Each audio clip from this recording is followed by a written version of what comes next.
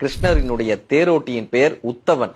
அந்த உத்தவன் கேட்கிறாரு, கிருஷ்ணா நீ நினைச்சிருந்தா இந்த பாரத போரை தடுத்திருக்கலாமே, இந்த தர்மனை சூதாட விடாம பண்ணிருக்கலாமே. கிருஷ்ணர் சிரிச்சிருக்காரு. துரியோதன் பக்கம் சகுனி சூதாடுனானா, அப்ப தர்மர் என்ன பண்ணிருக்கணும், என்னை அழைச்சிருக்கணுமே. ஆனா தர்மன் என்ன தெரியுமா நினைச்சான், நான் அந்த இடத்திற்கு வந்து விடவே கூடாது என்று தர்மன் நினைத்தான். நான் அந்த சூதாட்ட கூடத்தினுடைய வாயிலே நின்று கொண்டிருந்தேன்.